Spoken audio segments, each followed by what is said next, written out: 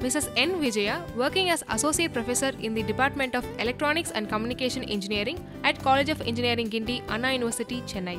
Her area of research includes analog VLSI and electronic circuit design. She has 30 years of teaching experience. She received CDIL Award for Best Paper 1998 from the Institution of Electronics and Telecommunication Engineers.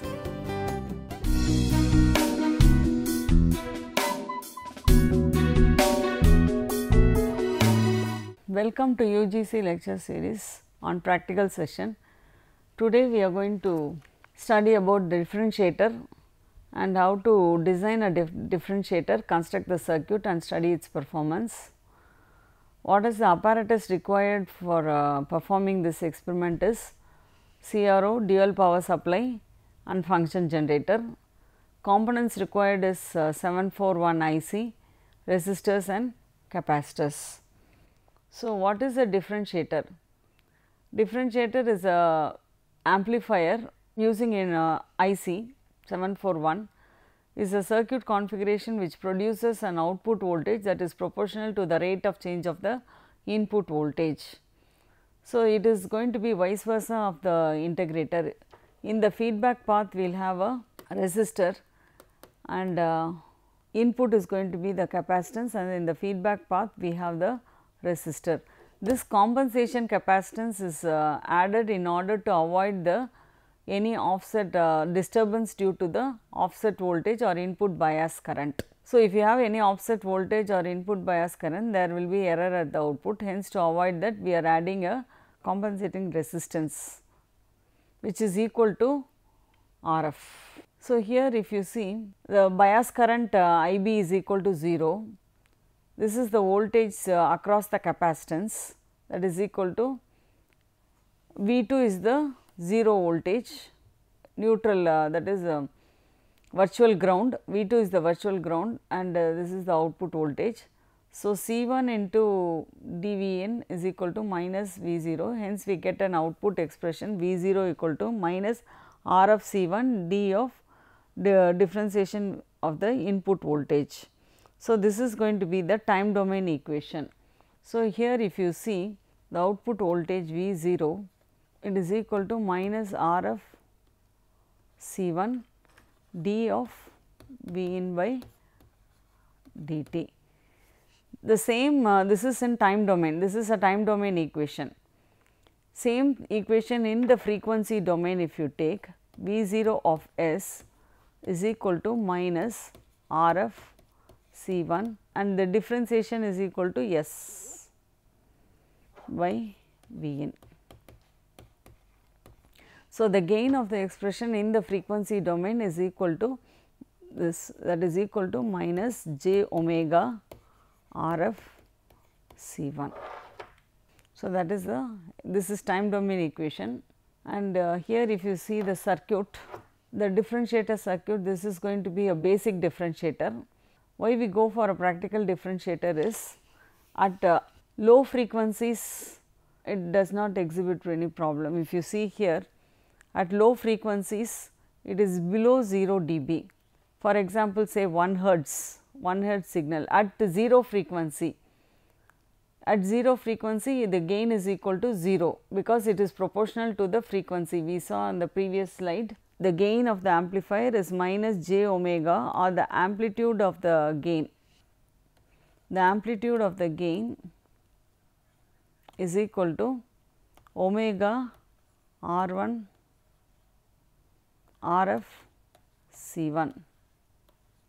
So, this is going to be it is directly proportional to the frequency. So, when the frequency is 0, the gain is also 0, and when the frequency is say 1 hertz, 2 hertz or 5 hertz etc., it is below 0 dB, it is going to be below 0 dB.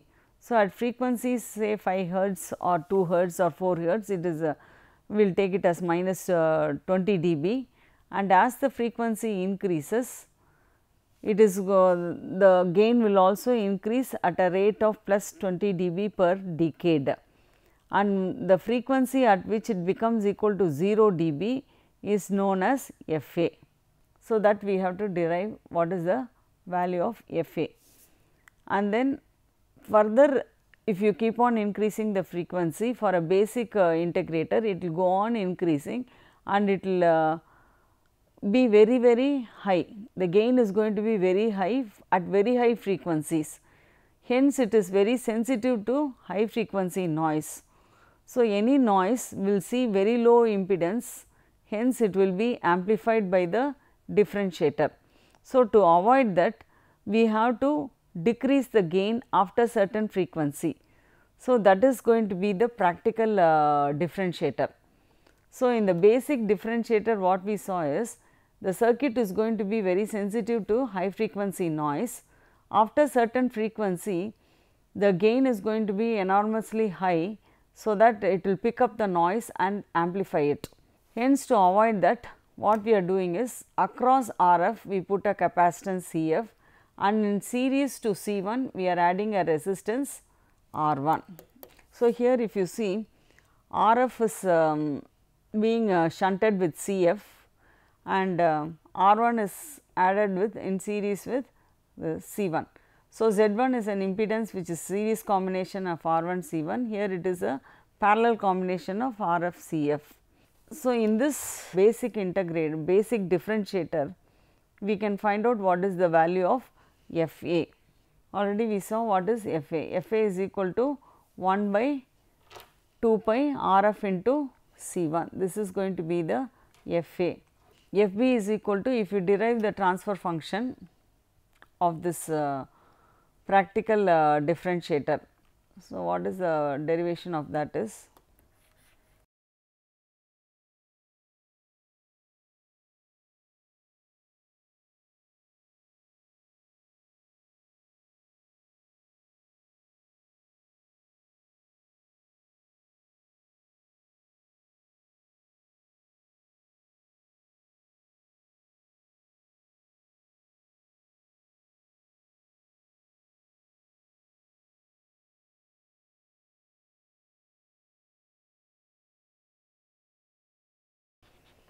So, we have seen what is ZF and Z1. Substituting in this, we will get minus S RF C1 divided by 1 plus S R1 C1 whole squared, provided R1 C1 equal to RF CF. So, this transfer function, it exhibits a 0 and it exhibits 2 poles. If you see the frequency domain characteristics, because you have a 0 for low frequencies, it is increasing at a rate of plus 20 dB decade, and in order to limit the gain for high frequency, we are introducing the extra components CF and R1. So, that is giving rise to a frequency FB. So, after FB, the gain will now start decreasing at a rate of minus 20 dB per decade.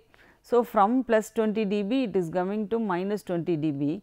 So, total change of 40 dB is the change in the gain. So, that 40 dB change in the gain is occurring mainly due to the addition of the components CF and R1 in the practical differentiator circuit. So, if you see here FA is equal to 1 by 2 pi RF CF, and here it is R1 C1, referring to this figure. So, in the practical integrator, if you give a sinusoidal signal, what is going to be the output is this. Sinusoidal is giving rise to a cosine waveform and a pulse waveform. If I give a pulse waveform, it is going to give a positive step, it is going to give a negative spike, and a negative spike, the negative step, that is from positive to negative, is an abrupt change. So, a negative step will give you a positive spike for the differentiator, and for working as a differentiator, the RC time constant, the RF CF should be very much less than the time period of the signal. This is for the signal. So, differentiator in the time domain, it is equal to minus RC dVi by dt, and frequency domain characteristics is minus j omega RC. This is if it has not been high frequency gain is not limited, it would have followed the dotted line. Hence, it is being limited by the addition of RF and C1. You are going to get the gain is going to decrease at minus 20 dB per decade. So, Fa is the frequency at which the gain is 0 dB given by 1 by 2 pi R of C1. Fc is the unity gain bandwidth of the op amp, and both the stability and the high frequency noise problem can be corrected by the addition of the components R1 and Cf as shown in the practical integrator circuit. The frequency response is also shown. When R1 C1 is equal to R of Cf, it helps to significantly reduce the effect of the high frequency noise and the offsets. So, this is going to be the design constraint for the frequencies Fa, Fb and Fc. Fc is the unity gain bandwidth of the circuit. Fb is the frequency at which the circuit is going to, the gain is going to decrease at a rate of minus 20 dB per decade, and Fa is the frequency where it crosses the 0 dB. What I have explained only is being given here. If the input is square wave, you get a spike wave. If the input is a triangular wave, you are getting a rectangular waveform. Sine wave will give you cosine waveform. The improved op amp differentiator amplifier is nothing but a practical integrator whose frequency response, what we have seen already, is this frequency is Fa, and here this corresponding to this is going to be Fb. For a step input, this is going to be the rise of the differentiator. Integrator and differentiator, this is an basic integrator, and this is going to be basic differentiator. Here for an integrator, the gain decreases at a rate of minus 20 dB per decade. Here it is increasing at a rate of 20 dB per decade. So, in an integrator, if you see at very low frequencies, there is a tendency for it to go to oscillations. So, we have to limit the gain of the integrator, that will result in the practical integrator. In case of differentiator, the gain goes very high at high frequencies. So, for high frequencies, we have to limit the gain, that will result in the practical differentiator circuit. The time domain equations and the frequency domain equations of the differentiator and the time domain response of the differentiator for a pulse waveform, and this is going to be the frequency response of the differentiator with respect to frequency. So, this gives you a comparison. What I have told you is a comparison between the integrator and the differentiator. The process of integration involves the accumulation of signal over time. Hence, sudden changes in the signal are suppressed, that is high frequency components. Sudden changes means it is high frequency components, they are being suppressed. Therefore, effective smoothing of the signal is achieved. Hence, integration can be viewed as a low pass filtering.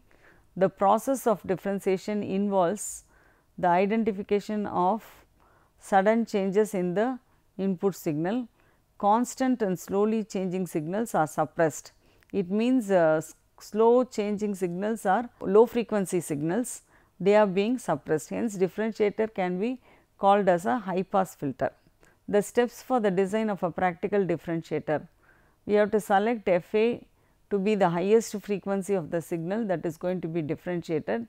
Then, assuming the value of C1 less than 1 microfarad, we can calculate the value of Rf, and Fb is equal to 20 times Fa, and we calculate the values of R1 Cf. So, that R1 C1 is equal to Rf Cf.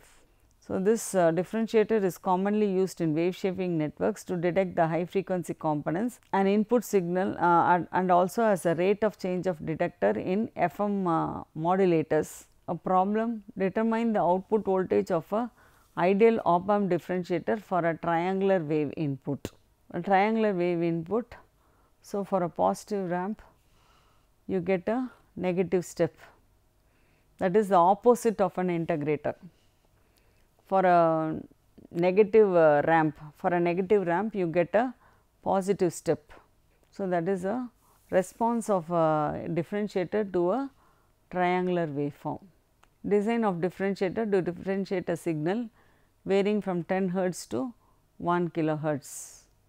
So, F A is taken as the highest frequency component, that is 1 kilohertz. From that, assuming C 1 we can find out what is the value of R f. Then R f we are assuming R f to be equal to 1.5 K. Then F b should be greater than F A. So, he has taken previously what is F A is 1 kilohertz. So, 20 times greater. So, 20 kilohertz. From that we can find out what is the value of R 1. So, R 1 is 79.5, the practical available value of R and standard resistance is 82 ohms, R 1 C 1 equal to R f C f, and from that you can find out what is the value of C f, and the compensating resistance is equal to R f equal to 1.5 K. So, this completes the design of a differentiator, practical differentiator. So, the application of differentiator, it is essentially a high pass filter. It can generate a square wave from a triangular waveform and produce alternating direction voltage spikes. These spikes can be used for triggering multivibrators, especially monostable multivibrator. They use negative spikes for triggering, and they are used in wave shaping network. And differentiator is an important part of electronic analog computers and analog PID controllers. They are also used in FM modulators and demodulators. A passive differentiator circuit is one of the basic electronic circuit being widely used in circuit analysis. The equipments that are needed for the differentiator experiment is supply, which is plus or minus 15 volts, and function generator, which is built within this MSO, and we need oscilloscope. So, this and 741 IC. Here the resistance R 1 C 1, and from pin number 2 to 6 is going to be R f and C f. These are the components which are there, and what is here is a differentiator is first you can construct a basic differentiator with the C 1 and R f. C 1 and R f. We have added a resistance in series with the capacitance, and we have added a capacitance across the resistance R f for a practical differentiator. So, these are added in order to limit the gain at high frequency.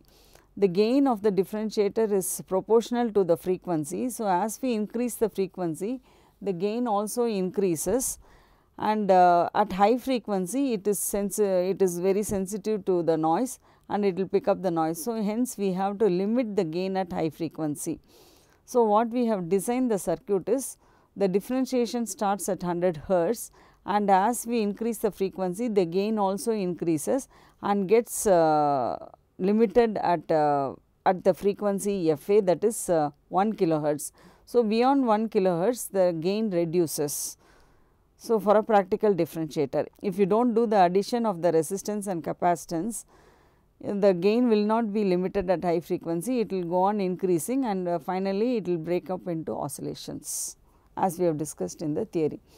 Now, we will see the in differentiation of a sine wave, a square wave, and a triangular waveform. Let us see the differentiation of a sine wave. What we see in the oscilloscope is, top one is the sine wave, which is the input signal whose voltage is 1 volt, and the frequency is around 140 hertz, and this green signal is going to be the output signal, which is the negative cosine. So, differentiation of a sine wave is minus cos. So, that is minus cosine waveform, that is the output signal whose voltage is also 1. As we increase the frequency, the output signal magnitude has to increase, because the gain increases with the frequency, it is proportional to the frequency. The magnitude of the gain is equal to S R f into C 1. as we increase the frequency, we see the output signal here peak to peak is 1.53 here, and here the input signal is 1.05. Now, we will further increase the frequency and see how long it is going to, the gain is going to increase, the output is going to increase.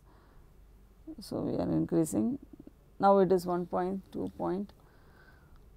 This it goes on increasing up to 1 kilohertz.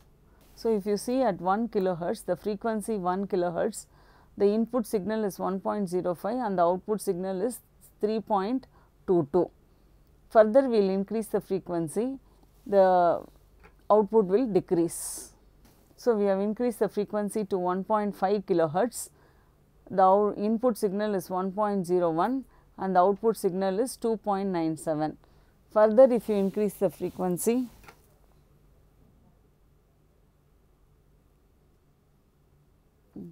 now the frequency is 2 kilohertz and the output has reduced to 2.57. So, as we have designed from 100 hertz to 1 kilohertz, the gain increased along with the frequency at beyond 1 kilohertz frequency, the output signal decreases. This is the frequency response of the differentiator. Also, we have seen the sine wave is differentiated to a negative cosine waveform. Next, we will see the differentiation of the square waveform here.